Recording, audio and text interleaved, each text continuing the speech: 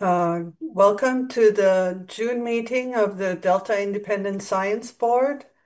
I call the meeting to order and first hand over to Jonathan Huang for some instructions.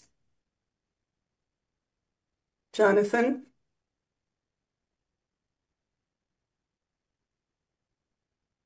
Mm, we can't hear you, Jonathan. You can come closer to here. Can you hear me now? Yes. Thank you, Inga. To start out with a little bit of housekeeping, we are here at the Natural Resources Building, and in the event of an evacuation at the building, everyone please remain calm, take all your belongings, and proceed to the nearest exit. Staff will gather at the evacuation point at 1615 9th Street, and the public is welcome to join us. And just note that there are no food or beverages allowed in the meeting room where we are at right now. Thank you. Thank you. Just give an overview of the public comment process. We will take comments throughout the meeting. Written questions and comments. Just follow the instructions on your screen and on the meeting notice. So next we will take a roll call for members to establish a quorum. I'll go through in alphabetical order. Virginia Dale will be somewhat late. Tanya, Yeah, good morning. Tanya Heikela, no new declarations. Diane, Diane McKnight, no new declarations. Anna Michalak cannot be here today. So next is Bob. Bob Nyman, no new declarations. Obi Good afternoon, Jayant Obesekara, no new declarations. and Kenny. Kenny Rose, no new declarations. Lisa Wenger is also absent today. I'm Inge Werner, and I have no new declarations. I'd like to give a brief overview of the agenda now. Today we will learn about the Delta Regional Monitoring Program. We will discuss the planning of the Delta ISB's upcoming climate symposium. And we will discuss public comments received on the draft Contaminants Monitoring Review Prospectus. Are there any public comments at this point? There are none. Okay. Next agenda item 2 is Chair's Report and Business Matters.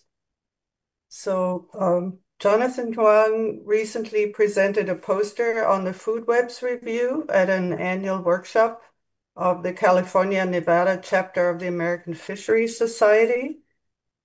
It's the same poster that was presented earlier in the year by Margot Mattson at the IEP workshop.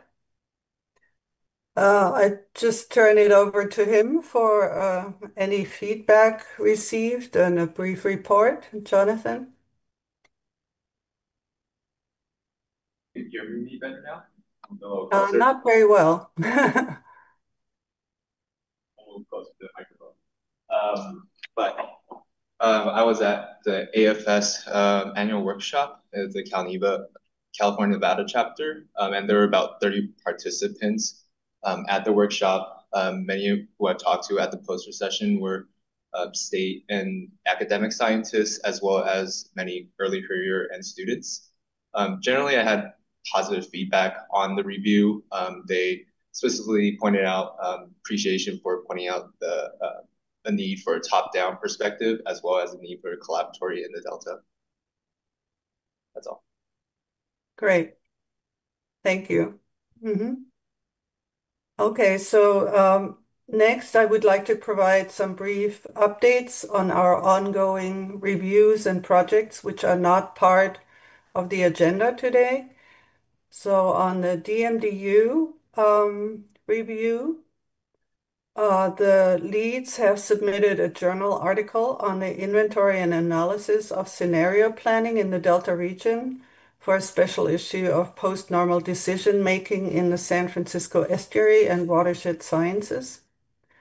The next step is to include findings and recommendations in the final DMDU review. On the subsidence, we all know that Dr. Holzer resigned earlier this year. Staff have been working to address some additional comments before its release for the 60-day public commenting period, and I'm not sure when that will happen, but it's in progress. On the monitoring manuscript, Margot Madsen has concluded her California Sea Grant State Fellowship, but is still working on turning the ISB's monitoring enterprise review into a manuscript for submission to ecological indicators. This is considered a communication product of a completed review by individual board members and is not a formal product of the Delta ISB. Since the last meeting, we received no public comments, public correspondence, I'm sorry. Do we have any public comments now? There are none. All right, then we'll go to agenda item 3, Council Chair and Executive Officer report. Jessica Pearson is here to give us the report, and I'll hand over to her now. Good morning. Good morning, Jessica. So thank you very much for having me. I'm going to give a brief update on council activities. And we also have a short presentation per the board's request on known impacts of recent federal cuts to Delta Science and Delta Management. So first, just a quick update on our climate planning initiative, Delta Adapts. Council staff are bringing the final draft adaptation plan for approval by the council at our upcoming meeting on June 26th. Thank you so much for taking the time to review and provide thoughtful comments and critique. It was all very helpful. And we're going to invite council staff to a future ISB meeting to describe how those comments were specifically incorporated or addressed and considered. And then we'll provide you a copy of the final adaptation plan, fingers crossed, assuming that the council adopts it later this month. We're hoping that this effort has been useful to inform how you frame your forthcoming climate symposium. I know that council staff are really looking forward to participating in that September event. I wanted to thank you, Chair Werner and Dr. Nyman, for your recent presentation to the council at our May meeting, which included an update, among other things, on your food web review. It was very informative, got a lot of good council feedback, and I thought it generated a lot of great discussion and interest among our members. So on that note, I'm going to briefly yield the floor to Dr. Lisa Marie Wyndham-Myers, and she's going to share just a little bit about how the Delta Science Program plans to help advance the recommendations of the review. Lisa Marie, are you on? I am. Yeah, thank you, Jessica. Yeah, and thank you again for your presentation at council last month. From the Delta Science Program perspective, we were pleased to see that the Interagency Ecological Program Synthesis Team is conducting a food web synthesis modeling project to assess the effectiveness of tidal wetland restoration and other resource management actions, which directly addresses the Delta ISB recommendations. And at the September 2024 meeting, Dr. Rosemary Hartman of DWR presented the proposal for a tidal wetland food web synthesis to you. And the discussion at that meeting indicated a need for sufficient resources to be directed towards that project. The Delta Science Program is supporting a portion of that project as part of a phase 1 collaboratory effort being launched this summer. And we are very excited that their team has decided to join us in this new integrated modeling initiative to explore how we can enhance collaboration across the Delta system. The science gaps identified in the food web's review will also be helpful for future Delta Research Award calls for proposals. It was helpful for us to learn about the need to better understand the dynamics of detritus and its importance to ecosystem function. This is a topic we have funded in the past and highlighted recently in the March Council meeting. We agree with a suggestion that came up that detritus needs some rebranding to highlight its critical role in food webs. And also at the meeting, Dr. Nyman brought up the need to encourage and support ongoing syntheses of existing food web information. And this is especially important with current and upcoming retirements, whether they're planned or unplanned. The Council is currently exploring ways to address this need before we lose access to valuable topical and system-wide knowledge. So thank you again for the presentation, and thanks again, Jessica, for the chance to comment on that. Of course. Thank you. We're going to pivot now. I understand that many of you have had questions about recent federal executive orders, proposed federal legislation, budget cuts, staffing cuts at the federal level, and what kind of impact is this having on Delta management and Delta science? This is certainly not going to be a comprehensive accounting. I think there's a lot happening that we may not even be aware of, but we wanted to cover what we are aware of. And to provide this update, I've invited Audrey Cho, who is our executive fellow. So I'll hand it over to Audrey. Thank you so much. Let me go ahead and get my screen shared. Great. So good morning, Chair Werner and members. I'm excited to speak with you today. As Jessica mentioned, I'm a current executive fellow with the Council, and since November, I've been working across multiple departments, but a key portion of my fellowship has focused on both legislative and policy affairs. And today I'll be sharing some very high-level takeaways of the federal situation. So the federal landscape has been changing rapidly. This information, as Jessica mentioned, represents our best understanding right now. Since January, I've been tracking federal executive orders and other changes in funding, data, personnel, and species, including the efforts to delist the longfin smelt from the Federal Endangered Species Act. I do want to flag here that there have been some difficulties in finding accurate information, specifically on staffing changes due to potential restrictions on information sharing on this topic. So I'd first like to highlight a few executive orders for you this morning. The first, released on January 20th, directs Secretaries of Commerce and Interior to prioritize release of flows from the Delta from the Central Valley Project in consultation with the U.S. National Marine Fisheries Service and the U.S. Fish and Wildlife Service. Similarly, another presidential order released on January 24th explicitly directed greater water supply to Southern California. And since the release of these orders, from March through May, we've seen south of Delta water service and repayment contractors' historical water use bumped from 35% to 55%.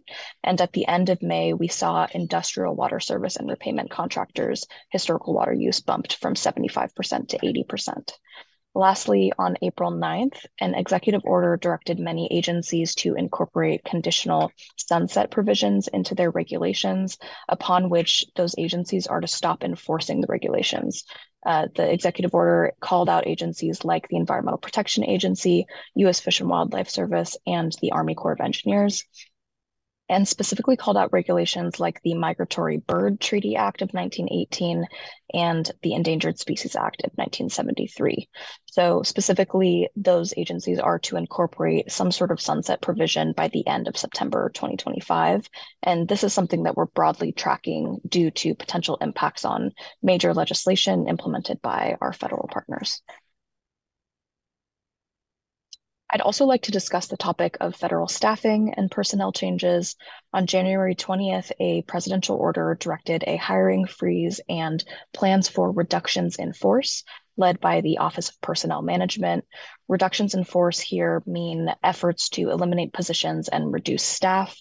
And within this effort, many probationary employees were let go, and other mechanisms like early retirement or buyout offers were employed.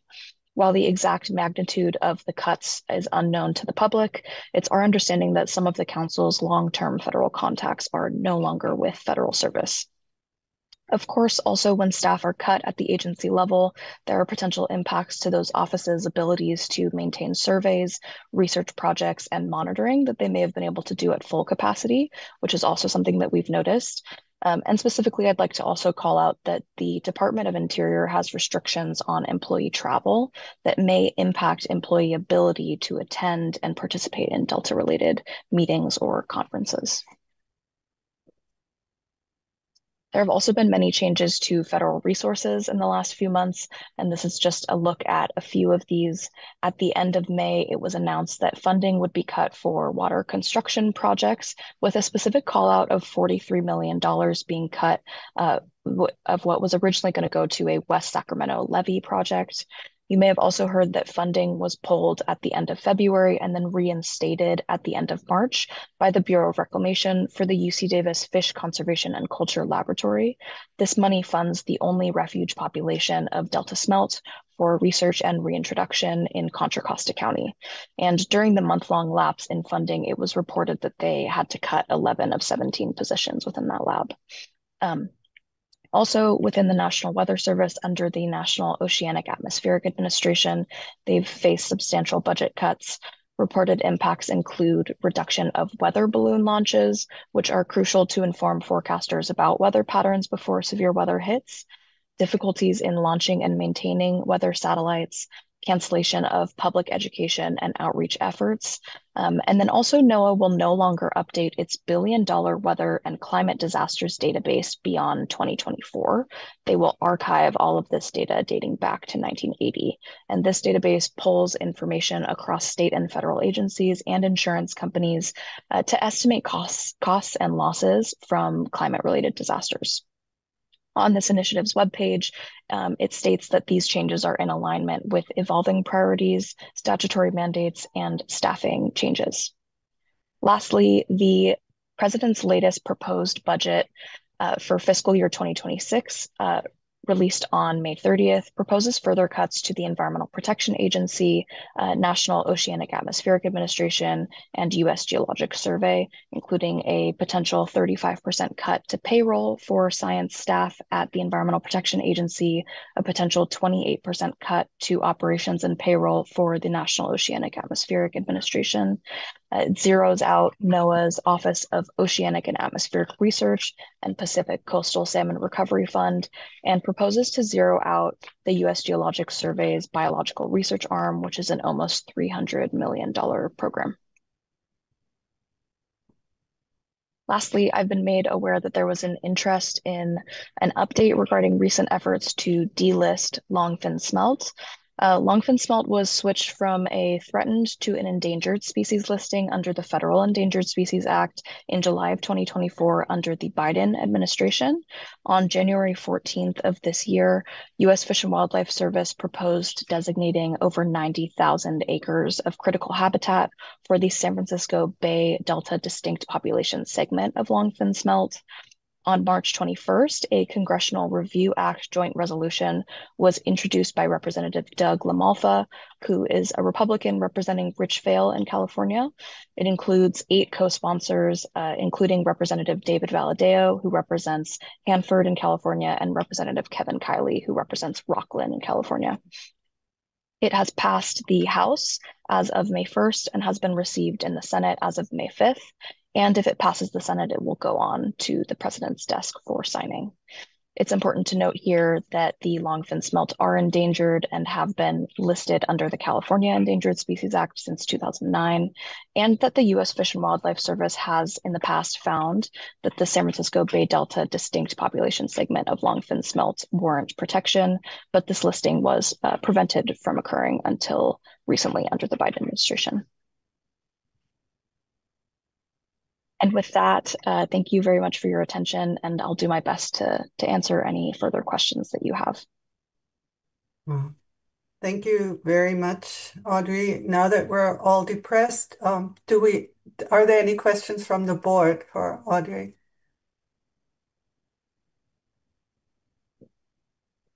No questions. I think we're sufficiently depressed. Are there any public comments?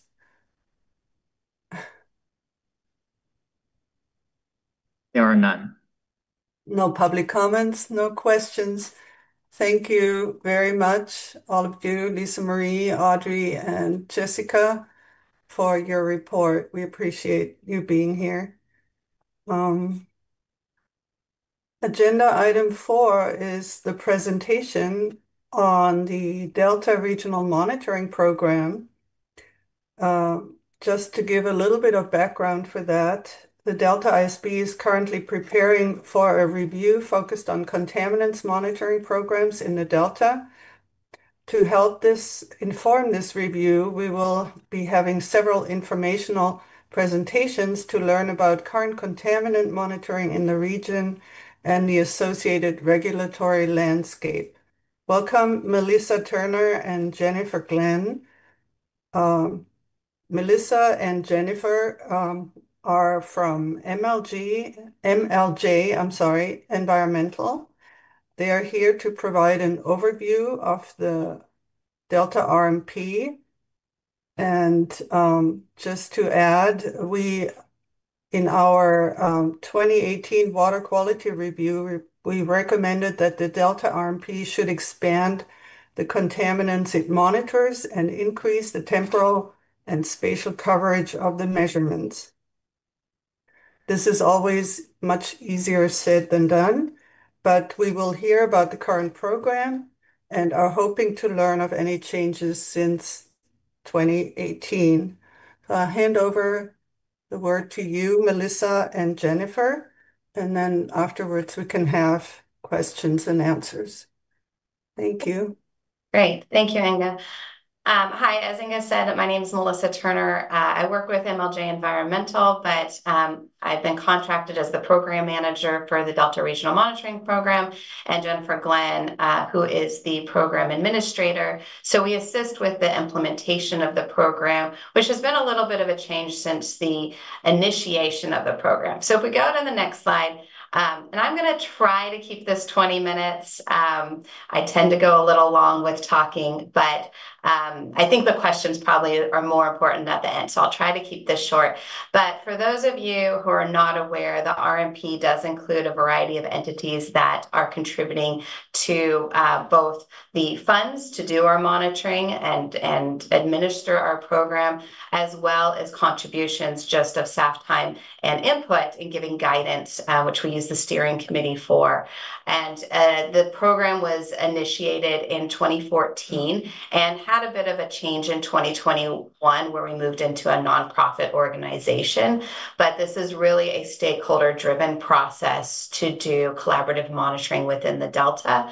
And if we go to the next slide, I can talk about the main goal of the DRP, which is to provide coordinated Delta-wide monitoring, reporting, and assessment of water quality while pursuing the following objectives. So we have these 4 objectives within our program. I think these have been consistent since 2014. It's improving the efficiency of water quality data collected and managed in the Delta, generate products that inform and educate the public, agencies, and decision makers, raise awareness of Delta water quality conditions and how they impact beneficial uses, and then foster independent science, objective peer review, and a transparent review process. So we try to, as a program, remind ourselves of these goals and to conduct our both annual monitoring as well as long-term strategic planning centered around these. We do also have a mission, which we go to the next slide.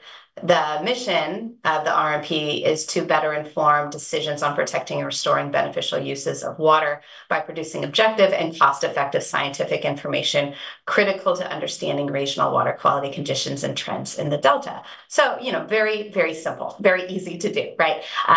Obviously, this can go in a lot of directions, and this is part of the stakeholder process to really guide how we can meet this mission and our objectives with the funds that we collect on an annual basis. And if we go to the next slide, we've gone through in the last couple of years a reassessment with our stakeholders of what's the value of the RMP. It started with the dischargers having the RMP being implemented within their individual orders. And we do, like I showed you all of those logos. We have a diverse group of POTWs and agriculture, cities, counties, we've got DWR who has a permit in the Delta. We've got USBR. We've got a whole slew of various entities that have these different permits. And the idea has been that with the regulation within those permits, they can do a coordinated monitoring to meet those requirements. So there is a level of regulatory compliance in here because it is being built into those permits to have these values, which is this stakeholder driven and transparent. That's very important for the RMP to, we have all of our meeting notes posted. We have our documents available. We've developed a data management plan in the last couple of years, and this intent and that our data are publicly available as well. So there's this huge intent of really trying to make sure our processes are transparent. We also want to be cost effective and efficient. And so this is, again, where instead of doing individual monitoring to try to assess what's happening in the Delta, we're able to bring those funds together and make some decisions about prioritizing projects, constituents, and we call them our different monitoring sectors, which I'll talk about in a minute. Another key part, and again, these are values that were identified through kind of a stakeholder survey and conversation. We started doing some long-term planning back in 2022. And the other thing is adaptable and flexible, right? So instead of being pigeonholed and we have to do this every single time, our stakeholders, our dischargers, as well as the regulatory community, understand that there needs to be some nimbleness, right? We need to be responsive to changes, to be able to adapt as we go. We don't want to just get stuck without really taking a step back and assessing, is this going how we thought it should? Do we have clear hypothesis-driven monitoring projects? Are they going as we expected? You know, do we need to adjust? Has something new come up as a higher priority that would change our management questions that we're trying to address? So we're really trying to build our structure from that perspective. And then, of course, the collaborative culture, which is a big part of this, where we have steering committee meetings 6 times a year, where we really bring our whole group, which is a mix of regulatory and regulated communities, and talk through our monitoring, talk through our plans for the following year, and kind of bring it back to these long-term goals that we have. Okay, so the next slide.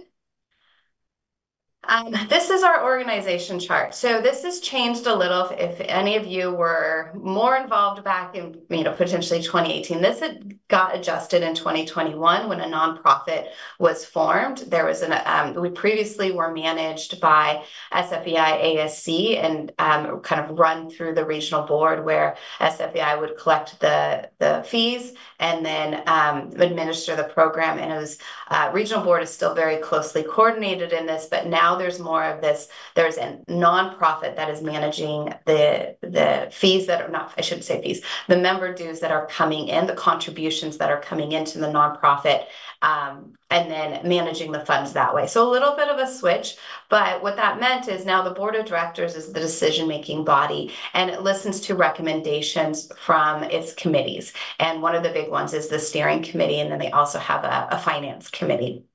The executive committee over to the left includes your typical president, vice president, secretary, and treasurer. And then we've got our advisory committees, which is our steering committee. And that steering committee includes on it the regulatory communities as well as our regulated communities. And then you can see over to the right, myself and Jennifer are contracted directly with the RMP. So we report to them and we help administer the program. Another key part in here that comes off of the steering committee are our technical advisory committee. So this is where we've got our different monitoring sectors, and we have different TACs at this point. It used to be one big TAC, and then we'd have subcommittees underneath it. What it was decided to do for better communication, better use of resources, and more efficiency to implement these different programs is to have individual TACs with their own charges, and the TACs are responsive to direction from the steering committee. So the way it works hierarchically is that wasn't really a word, but in order from the bottom to the top is that the board of directors makes decisions based on steering committee recommendations, and the steering committee then gives direction to the TACs. So a lot of what we do is centered around the steering committee. That's when I talk about long-term planning. Where do we want to go? How do we want to prioritize our resources? That's really done on a steering committee level, and then a recommendation is given to the board of directors. And we've been doing this since 2021, and I think we've really made some great strides in having some multi-year plans in place, which includes one of our most recent projects, which is I'll talk about it in a little bit when I get to nutrients, about having a multi-year study plan that prioritizes our funds for nutrients for a while, and then we do a staggered approach to go through the other monitoring sectors. Okay, next slide. So I talk a lot about balance of resources and those objectives, those 4 objectives earlier.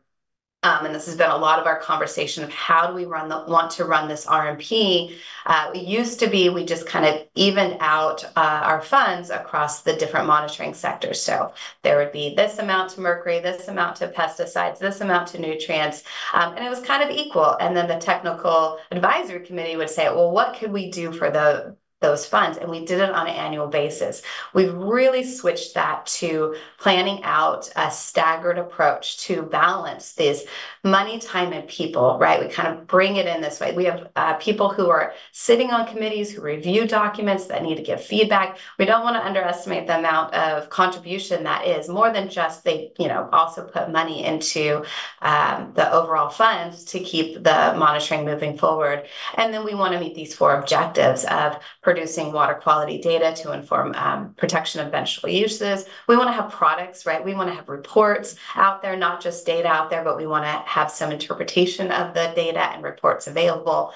Awareness, collaboration, coordination with other programs, make sure the public's aware. And then at the core of this is also this independent science, that we want to be hypothesis driven. We want to make sure we've got quality control with our data. We want to have that transparency as well. And so what we've done within the RMP is we've dealt more with a staggered approach where we prioritize different monitoring sectors and we rotate through. Over to the right, you'll see these 3 colors of blue, which is the testing, the monitoring, right? So that's where we want to get. We want to get buckets in the water, but there's a lot of work to plan for that. That's that kind of orange, right? We need to plan. What are we going to do? How are we going to do this independent science? Then do the monitoring and then do the reporting. So we've kind of now tried to stagger those 3 efforts across our monitoring sector. So we're not stuck doing all this monitoring at once, which maybe doesn't seem that bad, but when you get to planning and you get to the reporting, when you have them all at the same time, that's a lot for our stakeholders to deal with, and be engaged and be responsive. So like I said, right now we're focused on the nutrient multi-year study plan, implementing that, and we're beginning to plan for mercury, which will be our next long-term planning. And then after that is our constituents of emerging concern, followed by our current use pesticides. Okay, so if we go to our next slide, I'm going to go through as quick as I can some updates on what we've been doing. And the current use pesticides trend monitoring, we've been using USGS since 2015. So they have a large suite of pesticides that they look at currently. It's around 150 that includes fungicides, herbicides, insecticides. And this is that broad suite that's changed a little bit over time. They'll refine their method. I think they've had about 3 different iterations of their method to refine it. And they adjust to kind of the most common pesticides they're seeing in use reports and adjust their method accordingly. But it's been pretty consistent over the years. And then we've paired that with water column toxicity. We've had these 2 different study designs. The first was 2015 to 2018, I believe, and then the second began after that. And the first may have been where I think was where the ISB came and did an evaluation. And then after that, we moved into a rotating basin design, which I'll get to in a second. And overall, the goal with all of this between these 2 designs and this data set from 2015 is to understand the concentration of pesticides paired with toxicity testing, samples collected at the same time, and to look at both storm and irrigation runoff.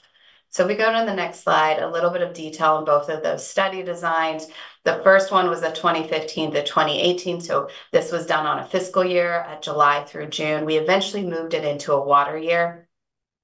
But because our programs ran on a fiscal year, that's sort of how our monitoring design started. We had 5 fixed sites, and that's where the data were collected from. Then we moved into a rotating monitoring design that you'll see over to the right, there's these subregions. They follow what SFEI came up with, the hydrology within the delta, with nutrients using those 6 sub areas that they defined. And because of the funds, especially at that time when we started this, we did about 1.5 sub areas each year, and then TENT was a 4-year plan. In the middle, we had COVID. We also had some other issues that delayed about 1.5 years in there. So it was over 6 years. We got 4 years of full water year monitoring completed. And so that kind of over to the right, you've got the subregion and then those years listed. But essentially, again, we've got this randomized approach. The sample locations are randomly picked. USGS would go out there and sample. If they couldn't get to a site, they move to the next location. And every time they go out, it's a different area within that, or sorry, different site within that sub area. And it's because we're trying to look at the delta as a whole, and it should be representative of that whole sub area. So there's a whole documentation of the with more details about the randomized design on our website as well. I wanted to note too, all of our data are available on CDN. We're having some conversations about those data in USGS because that originally how they did some of their MDLs and reporting limits, but currently all of these data are on CDN and have been managed between SFEI and then MLJ Environmental to ensure that they're all publicly available. And it's all been collected under QAPPs as well. All right, moving on to, actually, this is just a quick summary in this next slide. Sorry. Here you can see all of the sites that have been sampled. We just completed this. This is a slide from Jim Orlando from USGS, just a real quick. Over these 6 years, but 4 water years of data collection, 204 environmental samples, over 71,000 analytical results, over 101 laboratory and field QC samples, and about 3,000 pesticide detections in the dissolved phase. Now, this is just detections. The USGS has very low limits. But that just kind of some numbers to throw out here. And then you can see the different types of pesticides. F is for fungicides, H is herbicides, I is insecticides, and O is for organophosphates. So just a really quick snippet of how our current use pesticide monitoring has been going, and we just completed it. So that's where now the current use pesticides will move. It'll go into that staggered approach, and we'll move into an interpretive report of all of these data. We also have mercury monitoring. If we go to the next slide, the mercury monitoring was implemented to help supplement and support the TMDL and the Delta Mercury Control Program. We have 7 years of monitoring that has been completed, and it includes both fish, tissue, and water quality. There was some changes in the design for a couple of years where we did some restoration site monitoring, and then we between state board or regional board funds contributing to the RMP, they funded SFEI to do an interpretive report and fact sheet. And if we go to the next slide, this is also now available on our website. This is a screenshot of our fact sheet. The interpretive report is longer, but it does analyze all of the results from those 7 years of monitoring. And as I mentioned earlier, we're moving into our planning phase for mercury monitoring. There is a desire to continue to do kind of this baseline core site of the paired fish and water column sampling. And so we'll be working with the technical advisory committee over the next year to look at that design. It'll be very similar to what we did in the past to keep this data set moving on. The stakeholders have expressed an interest in doing that rather than pausing on monitoring. Okay, so if we move to our next slide, nutrients. The nutrient work in the Delta RP has contributed in a lot of different ways, not always just monitoring, but contributions to white papers, research, modeling, and then also contributing to the USGS mapping surveys that they do. We were one of the first to support that. They now have additional funding, and those data sets have been very crucial for other interpretation of nutrients within the Delta.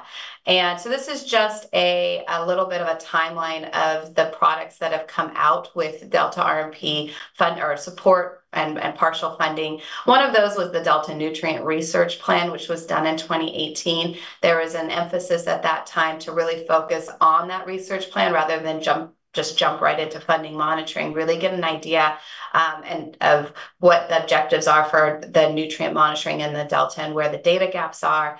And that has been really helpful for planning. When we did our long-term planning for nutrients, we went back to the nutrient research plan and identified where the RMP could really fill in those data gaps.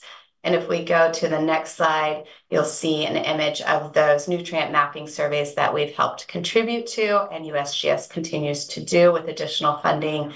And then if we go to the next slide, right now, and I should clarify, our nutrients do include harmful algal blooms. So that is of interest in the steering committee for the Delta RMP, where there's an interest in understanding the harmful algal blooms and invasive macrophytes, also low phytoplankton production, low DO, nutrient-related problems in drinking water systems. And also for our stakeholders, there's an interest in understanding where the state board is going with nutrient objectives and what would that mean within the Delta as a whole. So these are some of the pieces that came out from the nutrient research plan as identified needs, and these mirror what the Delta RMP also finds as priorities for the program. The next slide has a real high overview of our multi-year study plan. We have 3 focus areas within it. One is modeling, so we're supporting SFEI ASC in their biogeochemical modeling. So we are updating it from the 2016 water year to also be parameterized for the 2022 water year. And the idea with the modeling is to be able to model different scenarios if you were reducing nutrients from the different sources. What would that do to the larger delta? Looking at there's been an add-on of understanding the phytoplankton as a part of that model. So it's contributing to existing open source modeling, funding, adding to it, and then starting to answer some questions of if you change some management practices, what does that mean for nutrients in the delta as a whole? We're also doing some bioassays. So this is our focus area number 2. And the idea with the bioassays is to take water from the delta, put it into containers, have it out, and look at reduced nutrients, nitrate and phosphate, and look at the phytoplankton growth, both the healthy and then also microcystis, see what results come out of it. We will be doing a pilot study this year that will help inform the full experimental design next year. So that we just finished a QAPP for that project that's now currently with Regional Board, State Board for approval. And then the third area is kind of an open-ended one that we've set money aside for collaborative HAB work. We're talking with different entities within the Delta. They've all heard me kind of give this spiel to try to find out if there's an area that the RMP can help collaborate, add funds to an existing project. We have this outlined within our study plan of the priorities, which are really to look at understanding the dynamics of the harmful algal blooms within the delta and what's causing them. And again, we know there's a lot of monitoring happening, so it's more of where can we help supplement and support that, which might be a little bit of helping with data management and collating that, or helping from that perspective, or helping funding, adding to existing studies where there's a need for additional support. So those are our nutrients. I feel like I'm going long as much as I said I was going to hurry. We'll go on to our CECs, which is the next slide is the constituents of emerging concern. There was a 3-year stakeholder pilot study where we began monitoring in 2020. This is a pilot study. It looked at constituents of emerging concern, including the per and polyfluoroalkyl substances, pharmaceuticals, personal care products, flame retardants. I think we have some disinfection byproducts. And we didn't do pesticides because we already have a pesticide program. So it's more of these constituents. These constituents were also identified in tandem with State Board. It was a plan approved by or done in coordination with State Board, and the constituents determined were done within that venue. And so the 3 years looked more at like the big of the delta, and then the second year looked more at tributaries, and then the third year was an attenuation study where we looked at location in Roseville and a location in Vacaville, and looked at an attenuation downstream of effluent from 2 different POTWs. We just finished the writing of all 3. So we have a data report for every year of the CEC study, and we are looking to fund an interpretive report. We just wrote up a scope recently, which we will be moving forward in the next couple of months of soliciting qualifications for an entity to write up this interpretive report, which will be used to help inform future monitoring. Okay, next slide. So Inga mentioned at the beginning what's changed since 2018 and the feedback from the ISB. Like I mentioned, one of the big things was our structure changed. I don't think that was because of the ISB, but there were other pressures that made sense for it to change to a nonprofit. If we go to the next slide. So we have the nonprofit structure. That was one thing that really changed. And it took a couple of years, kind of on the heels of right around there, we had COVID. It's kind of a good time to do an organizational change, but we had to really get our footing again. And at that same time, with the change to the nonprofit and the approval of that, the regional board came out with a resolution. So the resolution refined requirements that the Delta RMP needed to meet in order to meet this regulatory compliance component of existing as a collaborative approach to, not require the individual dischargers to do individual monitoring in the Delta, that they could then fund the RMP. But what means some key things that came out of those resolution requirements was a data management plan, which is available on our website. It's still being reviewed by a regional and state board, but it has been approved by the RMP and we are implementing it. Again, it helps with our transparency. I think it was a really big lift of a document, but it's been very helpful to lean on for guidance with data management and transparency. We also have an annual monitoring work plan where we have to have that approved by regional board. And then we have very specific requirements for study designs. And then another part that we've really worked on is this long-term planning. I talked about the staggered approach. That all came out since 2021, where we've switched to a staggered approach to maximize our resources. Again, not just the money, but the time and the people that are involved. And then if we go to the next slide, I just wanted to note, because I think this also feeds into the scientific design of our monitoring, where our work plan, because the resolution has these very specific requirements. We must identify which projects, we must have initial budgets, we must identify the management, monitoring, and assessment questions, and then provide a study design to address them. And the study design has to have these components: hypothesis, locations, frequency, analytes, methods, data deliverables, and then planned reports, timeline, and schedule. And then that we have that overarching data management plan, which also feeds into it about precision and accuracy, completeness. How do we manage our data throughout these cycles? And then if we go to the next slide, our data management purpose is to be consistent with core principles of open data as identified by the state. Identify how the RMP will ensure data are of known and documented quality, identify practices, protect data integrity with standards and protocols, and then establish protocols for responsibility and accessibility of data. And our next slide is where it's kind of my last one, because I could do a whole talk about our data management plan, but it's organized and centered on the data lifecycle. So if you are interested, please go check out our website, just maybe look at the table of contents and have an idea, but we've centered it around this plan. How do we plan? How do we acquire? How do we process, use, publish, and archive data? And it really is kind of a backbone of a lot of what we're doing. We were doing it anyways. This really documented some of the procedures to implement while to ensure that we're as transparent as we can be as we move forward with our monitoring and our long-term planning. And then the last slide is just information about how to find out more on our website. You can also reach out to myself or Jennifer, and happy to answer any questions. And sorry if I went long. Thanks very much, Melissa. No, take your time. I was going to say, but I couldn't get in there. So let's have a round of question and answers. Do we have any questions? Diane? So I have two questions.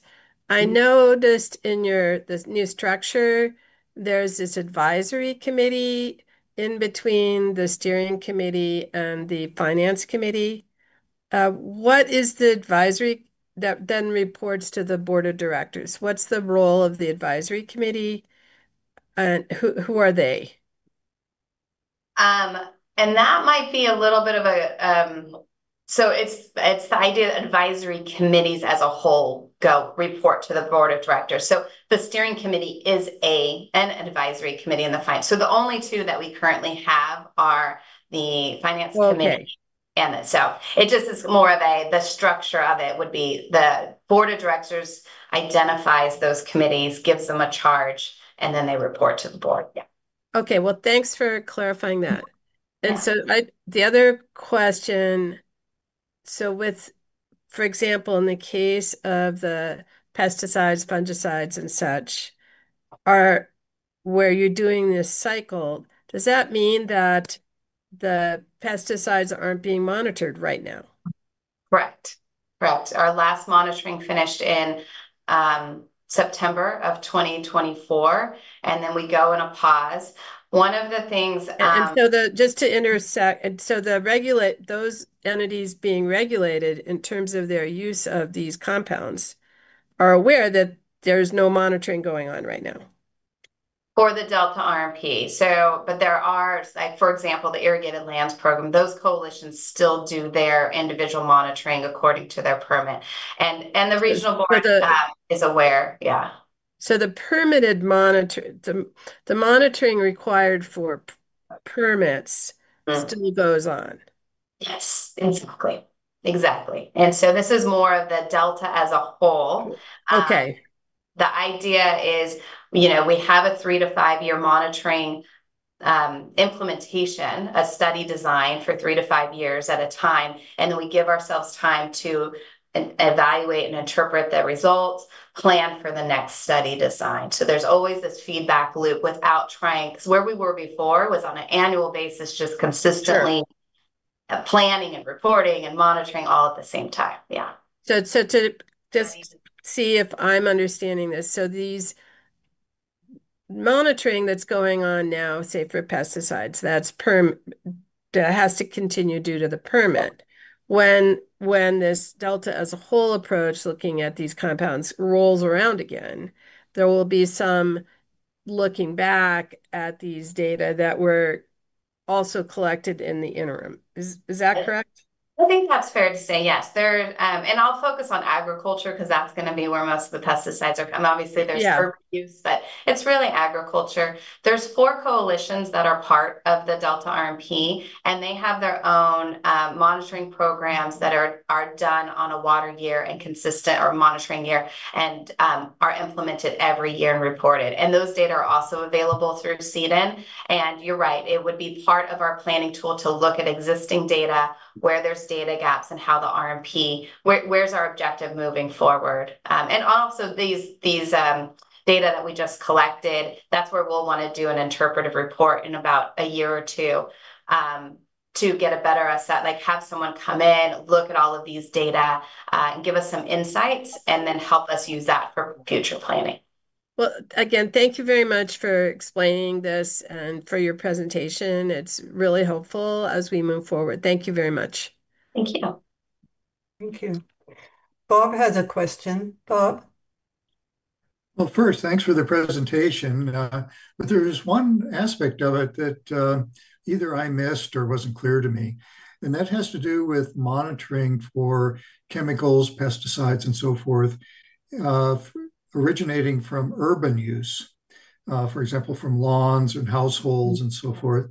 And from what I understand, in other situations, other places, the use of chemicals is as high or higher than it is in agricultural lands coming out of the urban areas. Are they monitored in any way by your program? The place that would be with the current use pesticides, one of the slides showed like all of and the randomized design throughout the Delta, where that would be getting all of the inputs from both urban, stormwater, agriculture, everything coming into the system. So that would be that's where we would be capturing the various uses. Yeah. Okay. Great. Thank you. Kobe. Yeah, thank you for the presentation. I was curious, since you have many agencies involved in monitoring, as I understand it, is there any effort to have a centralized database with metadata and accuracy of the data and so forth in one place? Or where we try to get our data is into CEDN, the California Environmental Data Exchange Network, which does have an extensive metadata. State Board manages that database and repository, and it does require quality assurance project plans in order to put your data into CEDN at this point. So I would say, and our data management plan is also that kind of policy and procedure to help support having data that are publicly available in a usable format. And CEDN usually works in that sense. We will probably get into a little bit of a pickle with some of the nutrients, like a bioassay, which is a little more researchy. Those may not go into CEDN, but we'll make them publicly available. And we'll probably steal some of the data management from CEDN so that you can kind of crosswalk data over to that. But that's actually an area we're having some conversation with nutrients, because there are different monitoring programs in the Delta. The best way, and I know there's already some coordinated efforts that are occurring to get data sets to talk to each other, but that's an area I think the RMP could also help with. Thank you. Tanya. Yeah, thanks, Melissa, for your presentation. Really helpful information here. Given how many organizations are involved in the RMP, and what we know about the challenges of coordinating across these different entities, I'd just love to hear you share any thoughts you have about some of the key challenges that the RMP faces in terms of how they sustain effective coordination, in terms of getting all these different actors together to come up with implementation plans. What do you see as some of the biggest challenges right now? Yeah, I mean, getting that number of stakeholders engaged is a little tricky. Like I mentioned, we have typically 6 steering committee meetings a year, so a little more than quarterly. But each time we try to do something to get them re-engaged, to remind them, remember where we're at. Our annual monitoring work plan is a really good tool for them of like, hey, this is our plan, guys. This is where we're at in relation to that plan. And then I think the bigger thing that we've done more recently is this long-term planning, where we first start and say, what do we know? So I'll use the nutrients as an example, because that was our first time doing this multi-year study design and using this long-term planning tool, and the steps we took. And I think it really helped to get this engagement, because we were getting consistent feedback. We didn't go off into a silo and say, here you go, RMP, this is what we're going to do. It was, what do you guys want? We have our objectives, we have our mission. We know kind of where we're at. We already have management questions that we can start with, but what we've laid out in our long-term planning is identifying, where do we have data gaps, right? What do we know? What don't we know? Is there a place the RMP can help with? How can we coordinate with others? Or do we need to do something that doesn't exist already? And then we say, well, what are our management questions? Are they still priorities now? Do we need to assess those management questions? And then from there, it's okay, where in those management questions do we want to put our focus? What's of the most interest right now? With nutrients, the biggest interest, for it's not surprising, is what happens if we have to reduce nitrogen to these very low limits that are being discussed by EPA and State Board in California. What if we have to meet that? What does this do? Do we understand the implications of this? It's a little bit less of can we do it? It's just, well, okay, let's just pretend we could do it. How do we understand what would happen? That's how we evolved into not just doing monitoring across the Delta like we did with current use pesticides, but focusing on these special studies, one a modeling effort and the other container bioassay study. So, but it really is lengthy process of getting our stakeholders to be engaged. We try to use as many technical tools as we can, like Mentimeter, get them, kind of, we're trying to get people back in person. That's another thing that makes a big difference. Most people can make it in person. We've just gotten very used to being on video. So those are the things. The other part in here, we have a big effort that we're supported on to re-engage with our community. So we're, kind of had this pause with the change of organization structure and COVID. And now we just posted on our website, we have a little video that was helped to be paid for with grant funds by SAC Sewer, which is really nice, right? So it's now a video. People can learn who we are, what we do. We're trying to do more presentations and get not just people that are like paying into the program, but the boards they report to, the public as a whole, get them more understanding of where we fit in, and our other programs, right? The Delta Stewardship Council and the science program, like, again, getting more engaged with, okay, we're here, how can we all collaborate better? So I think with all of those touch points, we have the interest, we just got to keep them engaged and bring in their feedback and bring it back to them and say, okay, this is what we heard. Does this sound right? And keep them on track to move forward. Don't let them get too far of no touch points and they forget what we're doing again. That's super helpful. I have one just quick follow-up. When you're talking about management questions, what's the process for deciding what is a management question? That's a good question. Thankfully, I haven't had to do that because we have a set list of management and assessment questions. I actually have it as an extra slide at the end. They're pretty broad. They go from status and trends, source pathways and loadings, forecasting water quality, and effectiveness tracking. So those are our 4 categories. And then there's some broad questions like, are loadings changing as a result of management action? So they've been, perfect. There we go.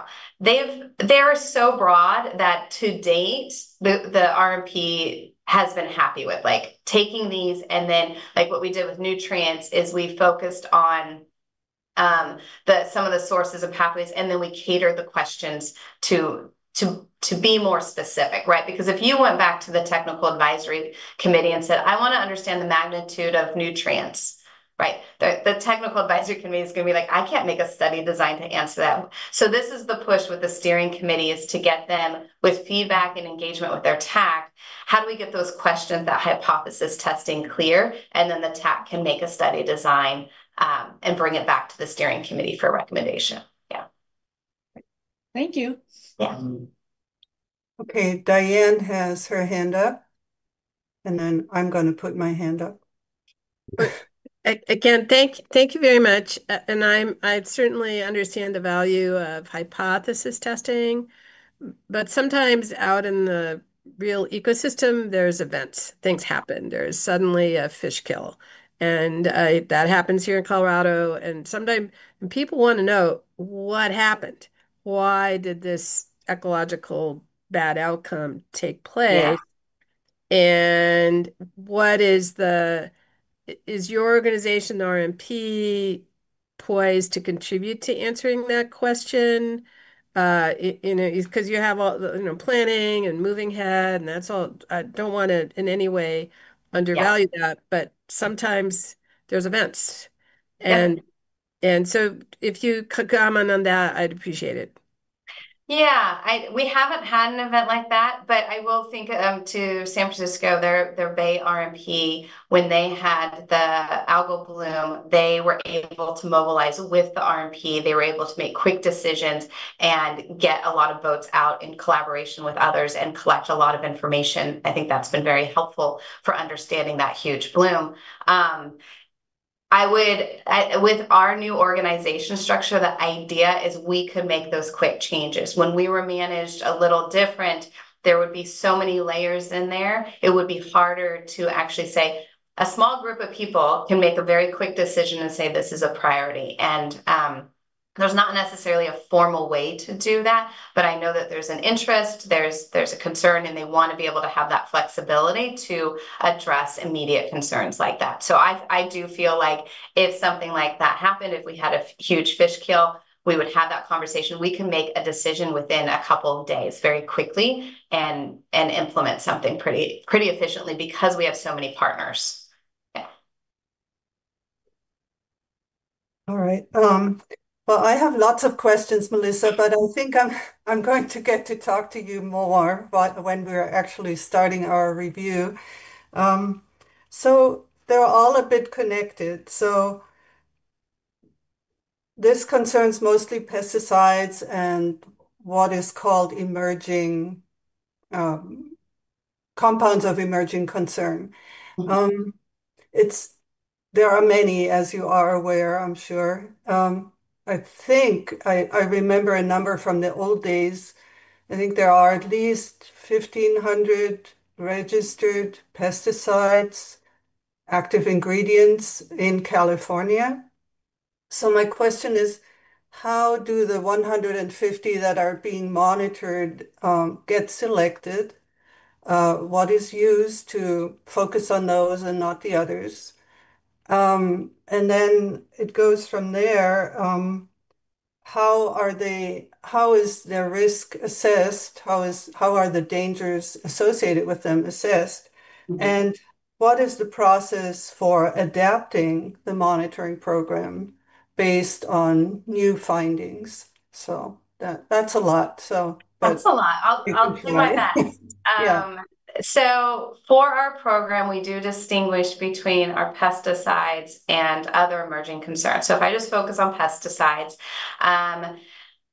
when the program started back in 2015, it was agreed we're going to use USGS because of the contribution they can do with federal funds, right? So we get some in-kind services, their ability with their method to do that large suite. So they basically have one method. They do both a dissolve phase and also the particulate phase off the filter.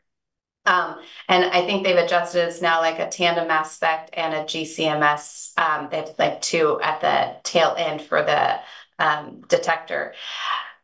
How they come up so this is the OCLR laboratory. I know that so this is Michelle Haddock's laboratory that they do evaluate use over time and they refine. So if they're like, this doesn't seem like a pesticide either used or we never detect it, they'll try to refine their method to get down to some additional pesticides. So that kind of comes in maybe every 2 to 3 years that they'll do that. But because it's such a broad suite, right, that is a lot of chemicals to be analyzing for our active ingredients. I can tell you on the flip side, okay, so let me finish that thought. So with USGS, the idea is we've used them consistently through this whole program. When we get ready to do, so we'll do an interpretive report of the data, and then we'll do long-term planning. Like, again, what are our questions? What do we want to answer? Do we want to do a similar design like we did the whole Delta? Do we want to, like, what do we need to understand of those management questions? Where are our priorities? We will have to come back to what constituents to monitor for and who's going to do the analysis. If you go with a commercial laboratory, to get 150 pesticides, you probably will have to have maybe 10 different methods at least, and probably about $400 each, right? So there's going to, if we go with a commercial laboratory, it's going to be a switch, and it's going to be, we're probably going to have to prioritize from that perspective. I will tell you in California with our irrigated lands program in the Central Valley, we already have a process that's worked on. It was worked on a while ago with a stakeholder group and DPR, where it's called Pesticide Evaluation Protocol. And it looks at 3 years of use. It looks at fate and transport, volatility, and then also aquatic and human health benchmarks. So the PE process is already being implemented within the irrigated lands program on an annual basis. So those data available in California for the Central Valley are already looking at exactly those components, right? What is the likelihood I'm going to find this active ingredient in the water column, which does come back. How often is it used? What is its mobility? How prevalent is it going to be in the system? I have a feeling because that already exists, when we get to that point, the RMP will look to something similar if we don't do this broad suite, which is just kind of, again, relying on a pretty economical way to get a large amount of constituents with one method and kind of 2 detectors on it. So yeah, that will be a question of which constituents should be prioritized, which I think we kind of moved away from because we had such a big a method that could do so many constituents. Yeah, so you're relying on the Hladik lab for their expertise, which is extensive and they're very good. I know that. Um, yeah, the question still is out there. How do you evaluate which ones to focus on in terms of their danger to the system, right? They're not, I don't think there are benchmarks for all of them. So that's a process that I would be interested in understanding a little bit more. The other thing that popped up in my head was when you talked about contaminants of emerging concern and the sites you chose. Has it been discussed to use a non-target analysis to actually look at what is primarily out there, rather than targeting certain things that we think are problematic? I know that we've, maybe not with the CECs, but I know with the pesticides, it's kind of come up, and we've had some discussion a while ago. This is before I was program manager, about the non-targeted approach. That's a good question as we move forward with CEC planning. So I mentioned our next step is to contract for an interpretive report from the pilot study to help inform a future monitoring design. We came up with this scope also with state boards. So we really want to be coordinated. State board also has a state program and guidance materials for developing CEC programs. And I think a lot of what they are stemming from is very similar. Like, don't just monitor without knowing what you expect to find out there, and what's being helpful. So we have an idea from what we sampled in the Delta. There's other programs we can look at their results as well. And I think all of that will be used to inform which CECs. And I wouldn't say no, that we wouldn't do a non-targeted approach. It might be, and that might be the best thing to start with, and then cater down from okay, we know it's present. We can't really quantify it, but we know it's there. Now we could go back and build a design to better assess the magnitude, the quantity that's in the system, based on those detections. But I think we can also probably use other monitoring programs, and what the lessons learned there and what they're doing for identifying that. But it'll be, we have a year of an interpretive report next year, and then a year of planning. So it'll be, I think, about 2 or 3 years before we have our full CEC program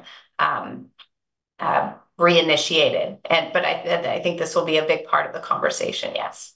And then the process, actually, so you go out there, you find something that's of concern, it is a health issue for aquatic systems or for human health. So what is then the process within the RMP to focus more on those compounds? Is there a formal process to go through, or do you just decide within one of the committees and give recommendations? I guess I'm just trying to understand the adaptive process here. Yeah. So with our studies, and I'll use nutrient because it's the first one when we've done a 3 to 5 year. Other than we had this 4-year pesticide study design, but we really did over 4 years because we couldn't afford to do the whole Delta at once, to be honest. There wasn't enough money. We had to stagger that through over 4 years. But with the multi-year nutrient design, it was a little different conversation too, which brought us back to the questions we're trying to answer.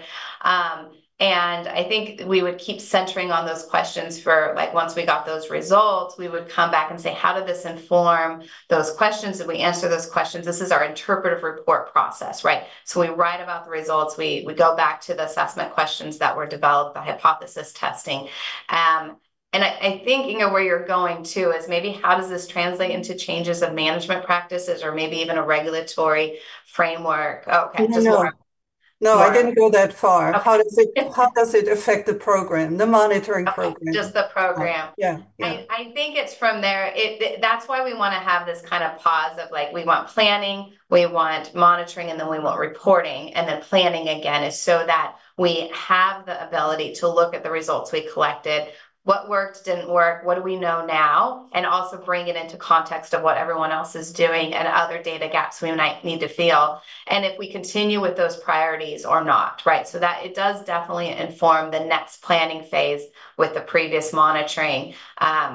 I have a feeling a lot of times we'll keep with a lot of the same priorities. I don't think they change all that often. And it'll probably be just continuing to add, okay, we got these results. Now we need to dive deeper. We have now new questions that build upon that. I don't think there's a desire to constantly go over here and then change over here and then do this something very different. There's an intent to kind of build on understanding from previous monitoring and have it be very thoughtful about where we are going and the interests of our stakeholders, which includes regional board and state board and EPA. Yeah. Well, that it goes back a little bit now. It goes back a little bit to Diane's earlier question. So you know there's something out there that's dangerous for somebody. Can you quickly and flexibly adapt to that and keep track of that? But yeah, that And that I was think so.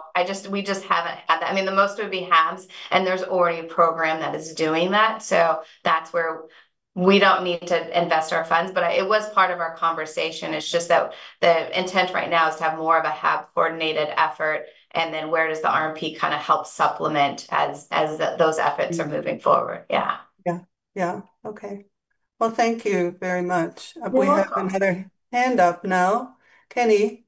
Yeah, would it be possible to get some examples of these interpretive guides that you produce that help, I guess, stakeholders and the public understand the data? Yeah, I think the most recent example would be the Mercury Interpretive Report, which is on our website. If you go to our website, there's a public documents tab on the top, and then if you go down, you'll see all of our available documents. They're kind of split out by monitoring sector, but the Mercury Interpretive Report is the most recent one. And then our next one is going to be the CEC Interpretive Report. Thanks.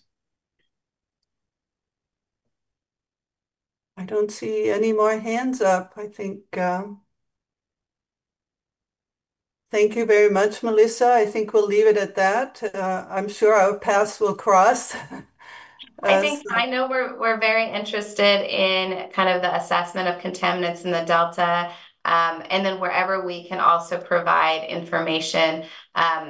I do want to say I have another hat. How I got into the RMP is representing ag. I've been working in the irrigated lands program since 2004.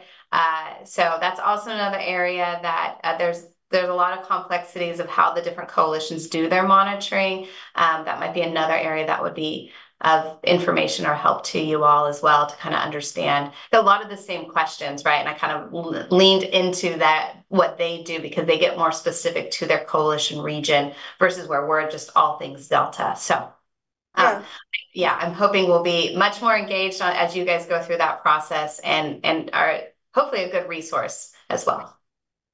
Yeah, I'm sure, because as you know, or probably know, the first part of our review will consist of interviews with experts. So you're on that list, I know that. And I don't know, maybe we can get a presentation by somebody who works in the irrigated lands program as well. That would be very interesting. Yeah, I think it'd be really informative. There's a lot of detail in it, and I think it's good to have someone present it as opposed to trying to read everybody's orders, which should make you go crazy. Yeah, so definitely we'll hear and learn a lot more about these programs for sure. So thank you again for your time and for being here and for your nice presentation. Thank you. Yeah. Thanks, everybody.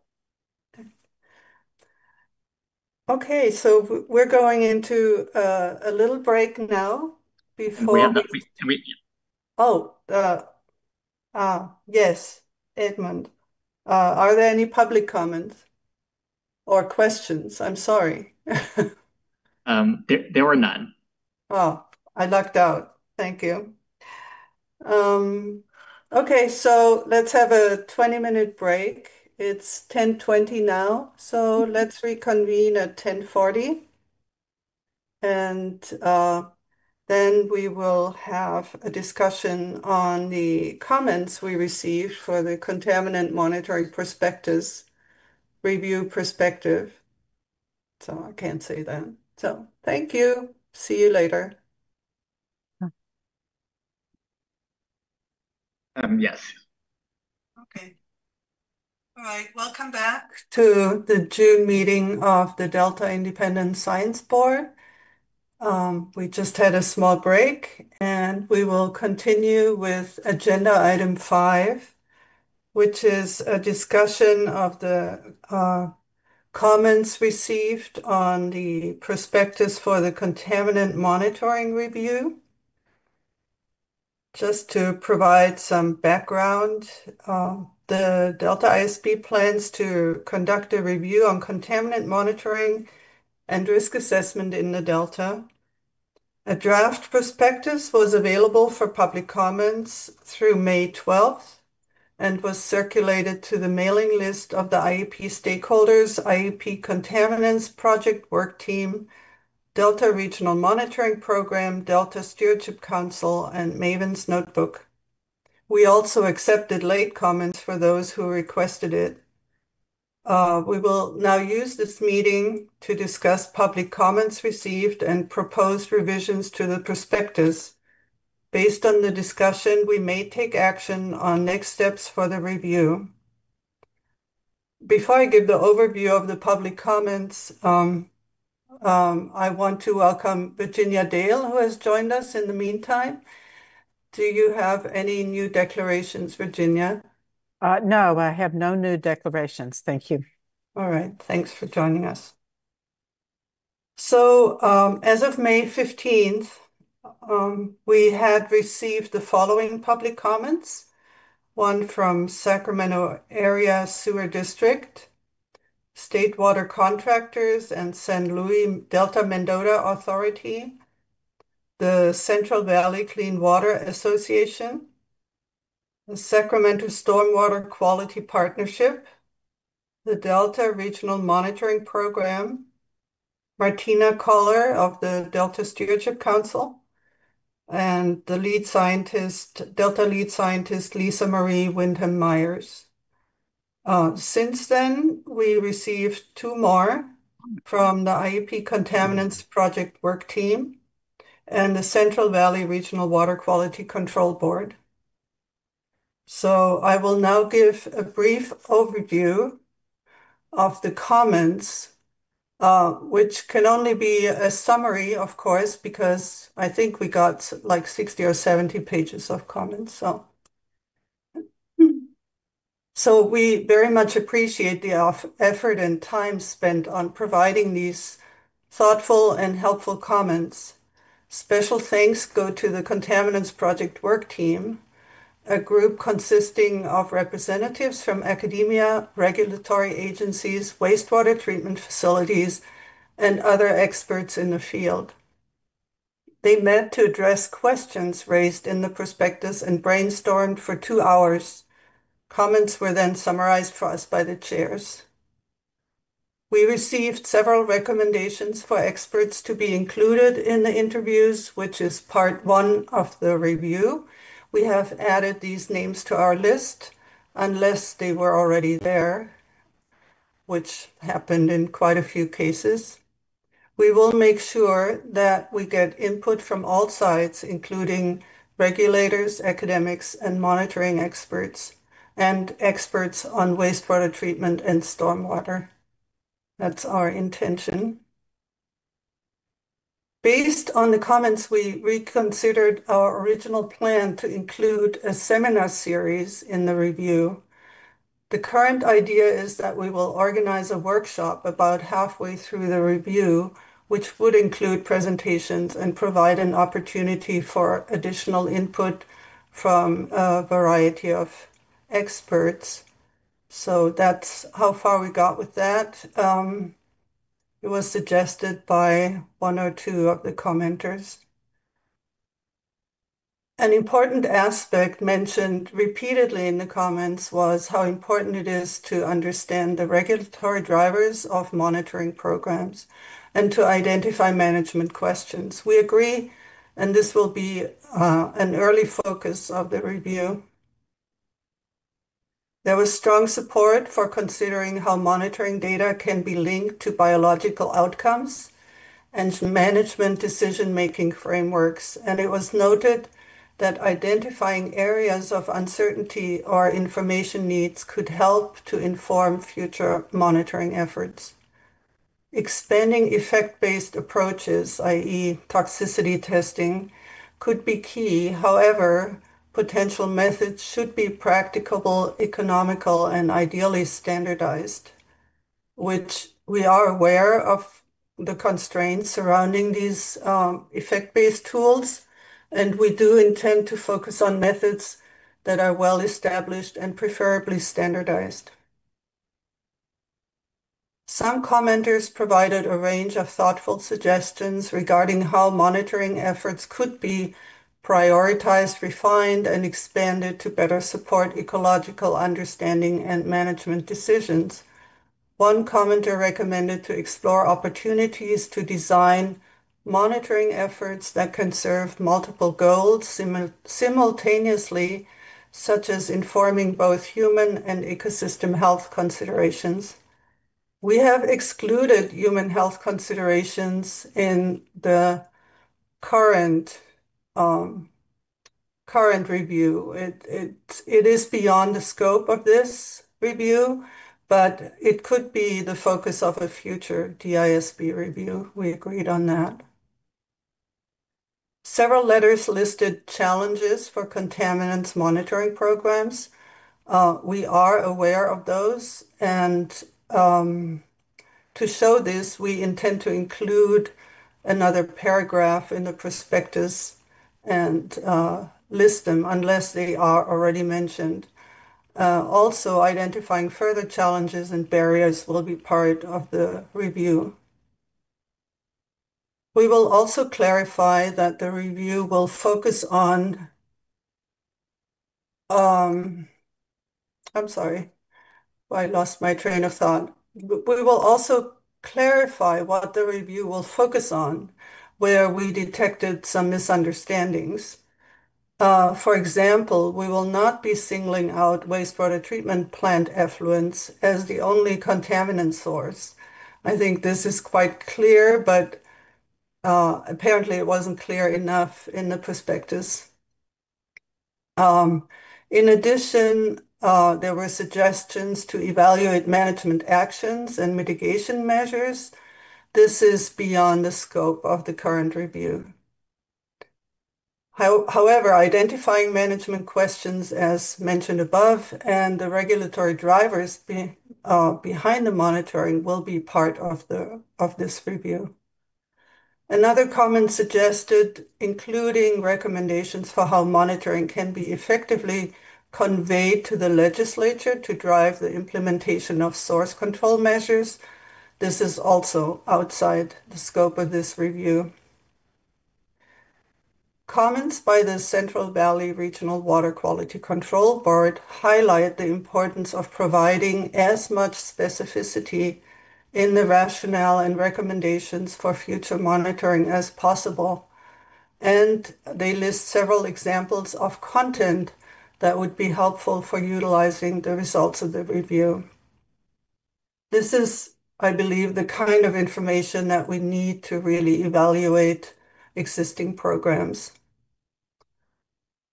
Results of this review could also provide important information for identifying Delta plant performance measures for toxicity, critical pesticides, and Delta water quality, as pointed out by Martina Koller of the Delta Stewardship Council.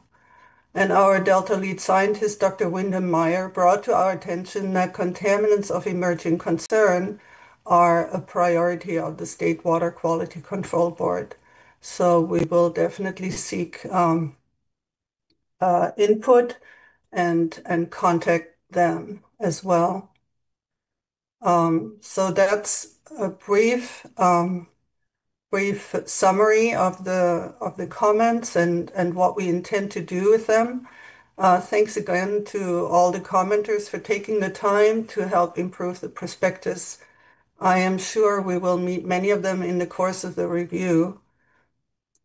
The next steps are we will adapt the prospectus and provide a table with detailed comments and responses with its final version. So I'd like to invite the other leads now to add, complement whatever they feel needs to be complemented, and we'll go from there. Oh, I guess I was sufficiently comprehensive. Kenny.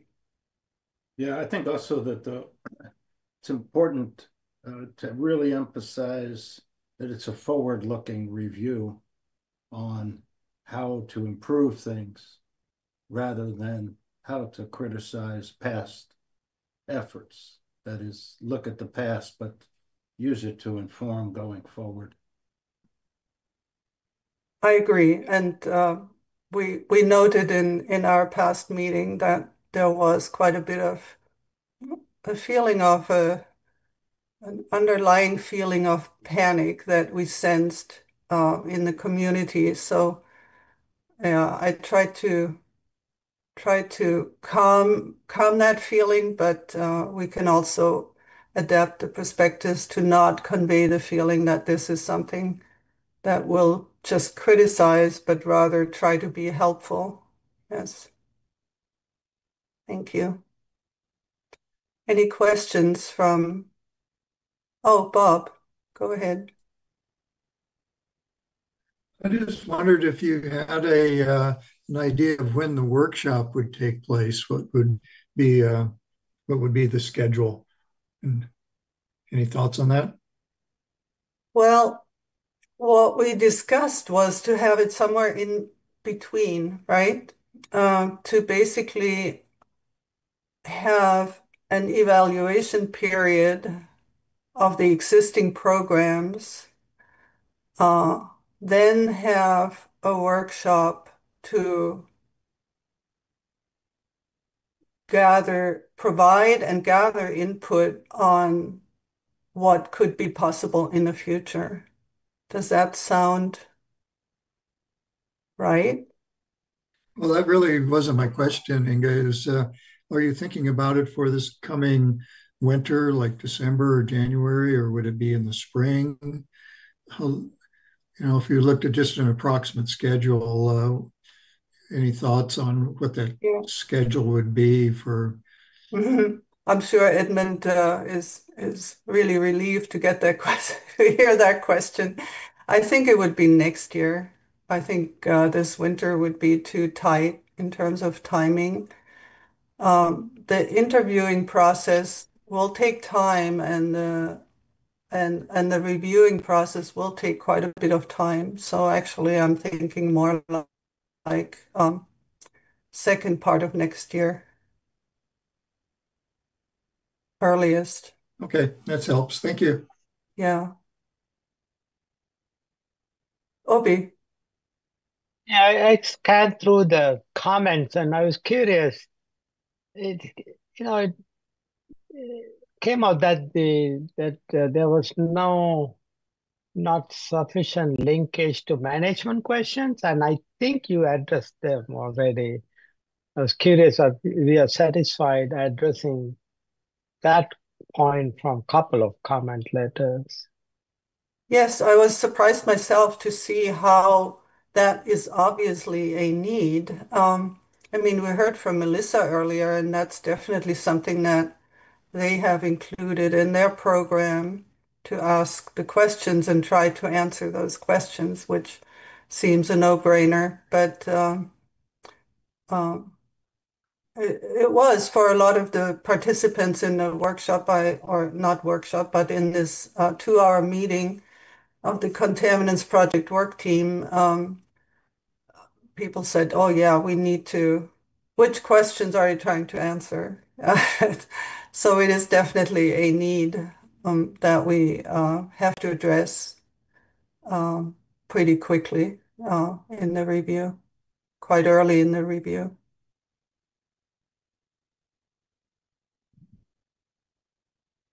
Any more questions from the board?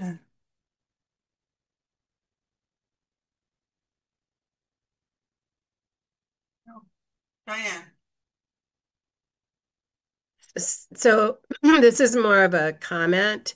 Based on, again, reading and skimming some of the comments on the draft prospectus, I have an impression that this is a timely topic for the Delta, given the various major improvements in wastewater treatment, some of the other changes we heard about, implications of federal resources coming to the Delta that may include monitoring, such as agencies impacted, such as the EPA. Again, also we learned just now about there's been a restructuring of this monitoring program to have this sort of a rotating approach to writing synthesis reports. So I just want to reiterate that my impression is that this is a timely topic for the board to tackle now. Yes, I think you're right, Diane. From people I heard from, many people are glad we are doing this exercise. It came out in one or two of the comment letters as well, but I have just verbally heard from several people who said, "Oh, this is so great that you're doing this." So hopefully we can provide helpful information and a helpful look into the future. Of course, I think, as always, resources are limited probably. So, but hopefully there's still some points we can make that are manageable and able to be put into practice. Yeah.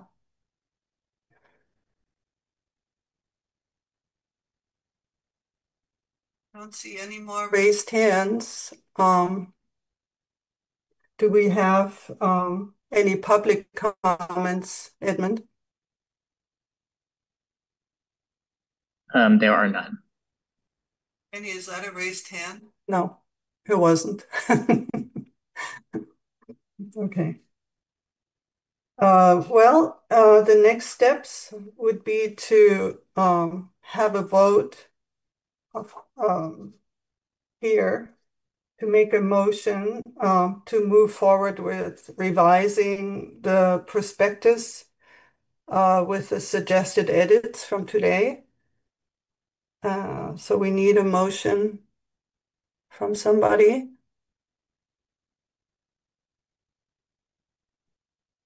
Diane? I move that we move forward with the prospectus subject to the revisions that were discussed just now based on the public comments. Second. Okay, thank you. Thank you too. Let's take a vote then. Virginia? Yes, I support the motion. Tanya? Yes. Diane? Yes. Bob?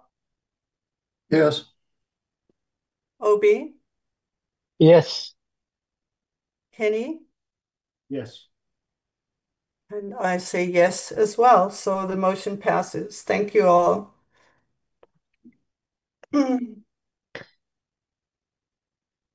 So we'll come to the next agenda item, which is the Climate Science Research Symposium. As you know, the Delta ISB plans to organize and host a public symposium on the current state of climate science and how organizations in the region are considering climate change. The prospectus has been finalized and revised to account for the new timeline. Um, I will turn it over to Obi now to provide a status update of where we are. Oh, thank you, Inga. Since the last meeting, we've been working on further developing the agenda for the workshop and also identifying and contacting some potential speakers. And we have had some progress in that, and I think we'll continue to meet and try to finalize the full agenda for the September meeting. I also want to thank Lisa Venger, who helped us, with that effort at the last meeting. Staff is also fully engaged in this effort. The agenda, we'll have 2-day workshop. Agenda will have a series of plenary presentations on various stresses and hazards and set of panels after that, panels on hazards, and also on the second day, more importantly, how the agencies are using these climate information in decision making, and how they have been incorporated into the program. We have a venue booked. It's going to be at UC Davis, September 16th and 17th. Those are the dates we have identified. Regarding the conceptual model that was suggested some time back, we're just looking further into it to see if we should develop a conceptual model to describe the scope of the symposium, or it should be what was learned from the symposium, in which case we'll probably fine-tune or develop it after the symposium. We are still discussing that, and Jonathan is helping us with compiling existing conceptual models. I think we have a very good set of examples, particularly for the Bay Delta region, that might be useful. Anyway, that's the progress report on that. I think we'll continue to meet regularly, trying to plan the workshop, which as I always say, there's not a whole lot of time left, so we need to get busy with this. That's all I got.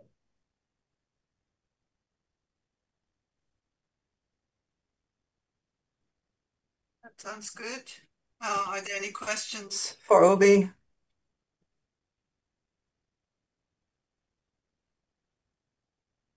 Well, no questions. So we look forward to the symposium. As you know, I won't be there in person, but Lisa Wanger will take over the chair duties, whatever is necessary there. Are there any public comments? There are none. There are none. Oh, we're going to be done early today, I think. Are there any public comments? Not for matters that are not on the agenda. There are none. Well, then we come to the last agenda item, or almost last, preparation for upcoming meetings and staffing changes, ominously. So we will not have a July meeting. It was decided. It's one of the times of the year that are very difficult to coordinate times, and there are no major items to discuss. So we will have a month off.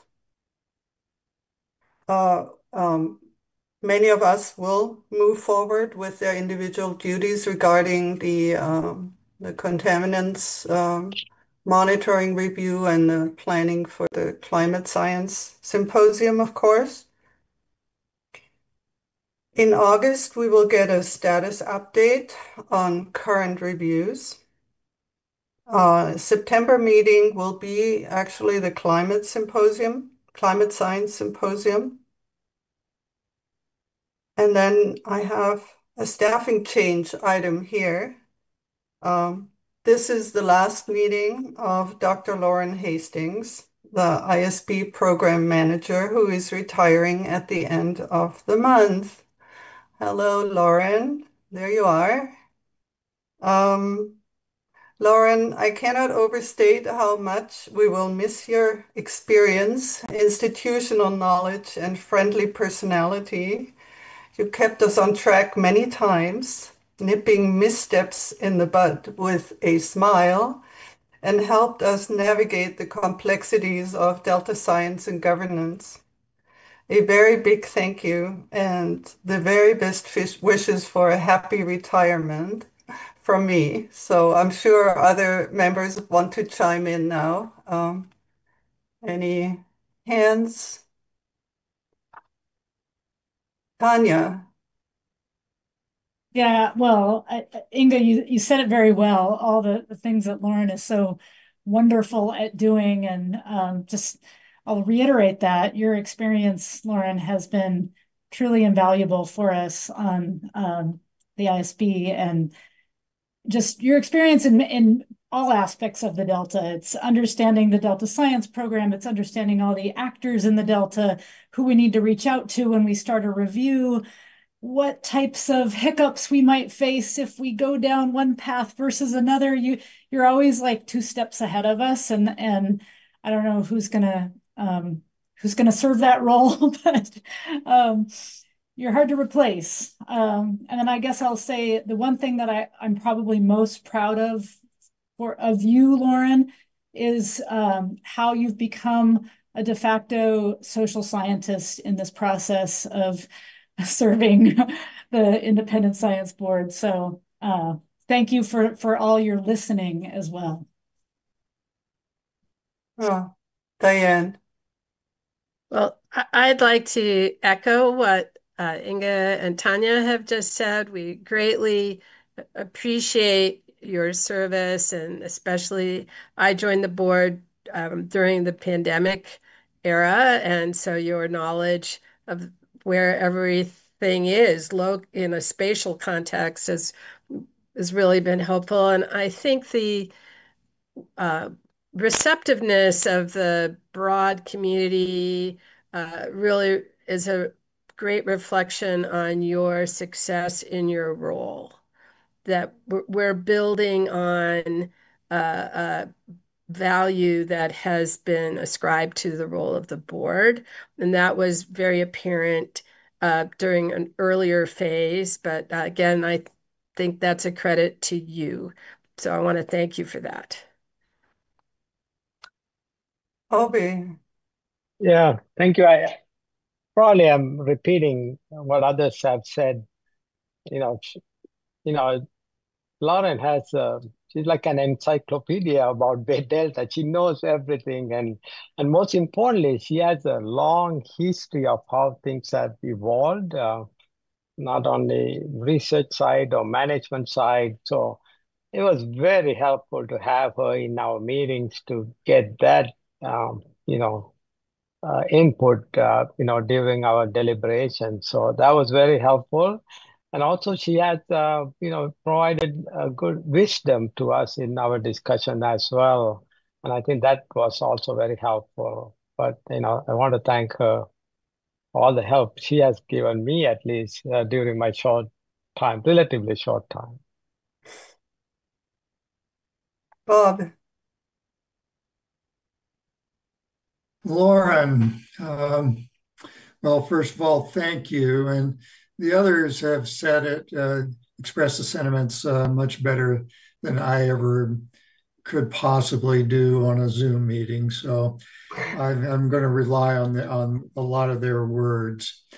But one thing that was said, and I agree very wholeheartedly with it, is that you were always at least 2 steps in front of us, probably 3 or 4 or more ahead of us. And you provided great wisdom and insights into the functioning of the Delta. And I greatly appreciated that. I really, truly did. So anyway, I hope we see you down the road and that everything goes well with retirement and other things that are going on in your life. And anyway, we look forward to a repeat visit of from time to time to let us know how you're doing. So thank you. Thank you so much. Hmm. Virginia. Well, so much has been said that I'm not going to repeat it, but I want to point out how carefully, Lauren, you diplomatically identified the needs for inclusion of topics, information, and people. And so I think our products are much better because of your background and for politely pointing us in directions that we should go. I wish you the best wishes in your new adventures. And Kenny.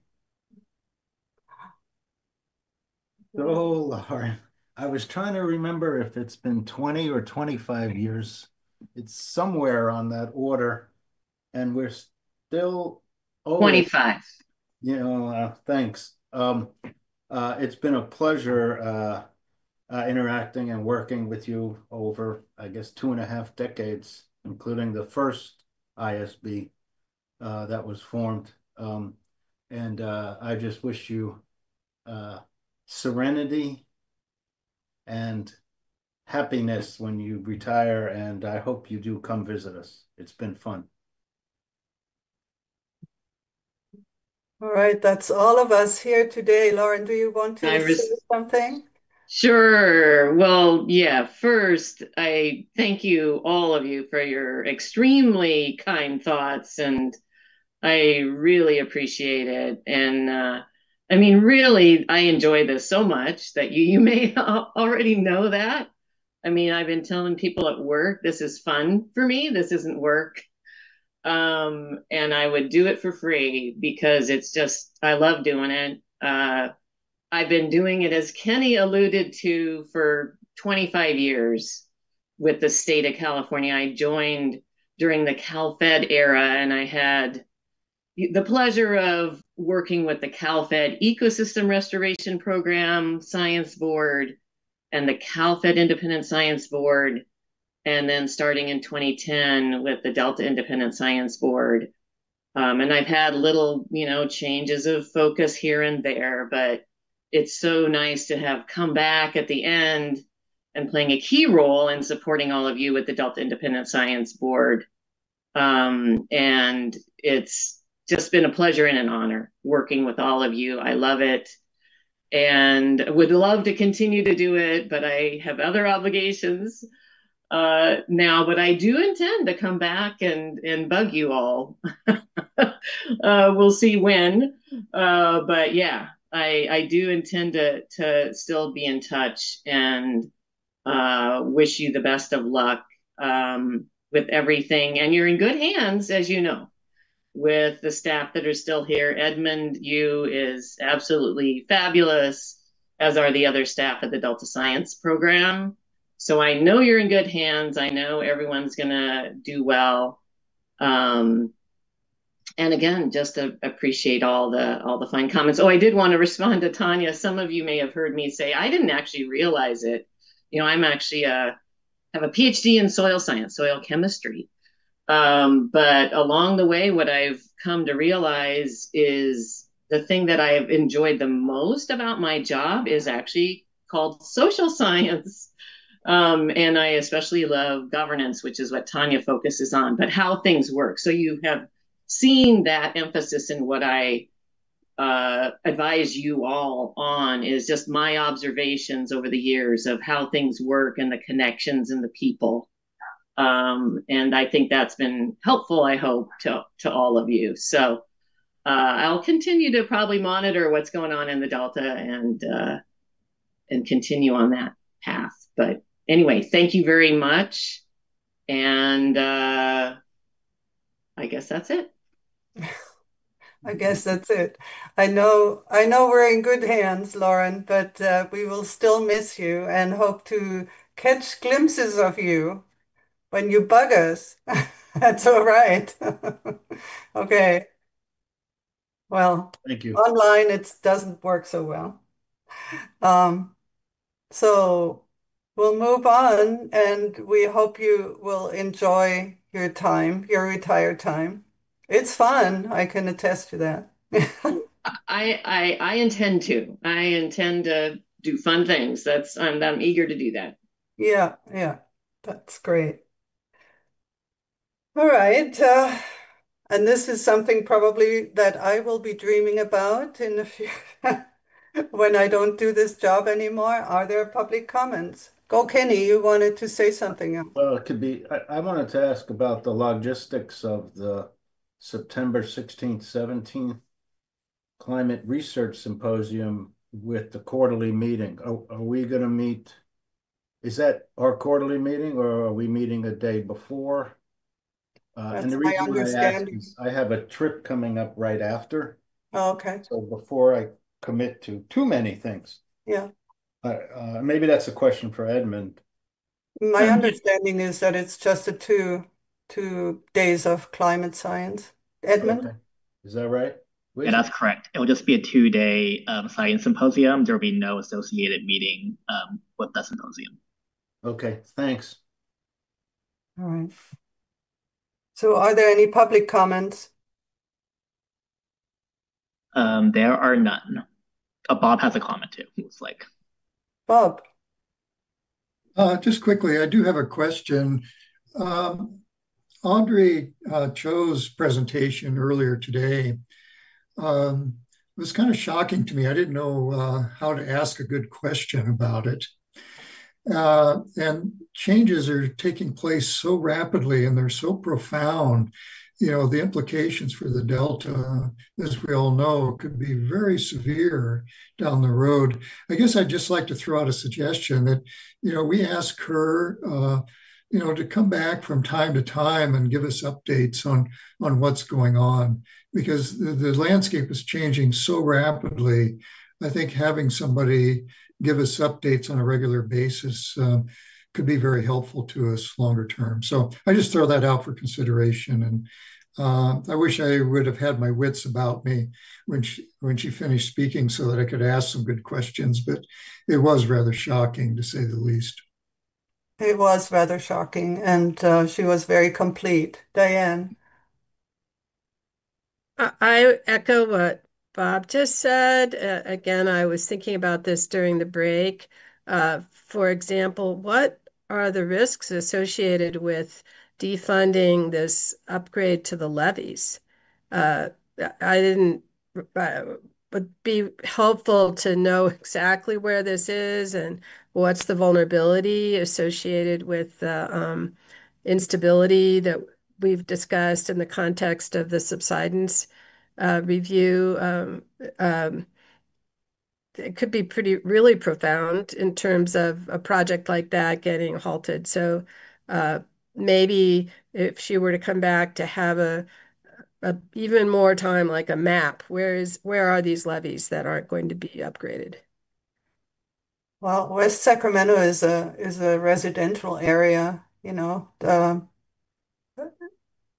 The construction really, I mean, they really started building there, I think within, somebody please correct me if I'm wrong, but within the last 20, 30 years. So I'm not sure which levees were to be upgraded as well. So that would be good to know. Um, my husband, Dave, who grew up in Sacramento, said, well, that used to be the flood zone for Sacramento, but that's, so I don't know. If anybody would like to ask something, please raise your hand or comment on that. If not, I support that too, Bob. I think that's a great idea. I think we should ask the council for updates, regular updates, especially since they have somebody tracking whatever is happening. So that's valuable information. All right. Yeah, I also I also support what Bob suggested. You know, it looks like the situation is highly dynamic. You know, every month there could be something different. So having regular updates will be very helpful. But also if we can get some reading on what aspects of, for example, Delta plan might be affected because of this funding, or any other restoration project might be affected. That might be helpful as well at some point when the dust settles. Yeah, definitely. I agree. All right, Edmund, that takes us to a review of items to follow up. Would you like to give us that summary? Yeah, just some follow-up items. So from the Delta RMP presentation, it looks like there's interest in getting a presentation from the Irrigated Lands Program from the State Water Resources Control Board. And I know, Kenny, you also had some interest in getting copies of the interpretive reports. Those are online, but we can just send them around just for ease of finding them. For the contaminants monitoring review, the board took action today to move forward with revising the contaminants monitoring prospectus with the suggested edits to address public comments. And then towards the end, during preparation for upcoming meetings, our follow-up item is there's interest in getting regular updates from Audrey Cho about the impacts to Delta management from the federal executive orders. So that's what we have for the follow-up items. And then this is Lauren's last meeting. So the staff support team will need to figure out on how to cope without Lauren. And this concludes my items for follow-up, unless there's anything to add or questions. All right. Well, all the best wishes to Lauren again. Are there any public comments at this point? There are none. Okay, in that case, we adjourn and we're early, so enjoy the extra time.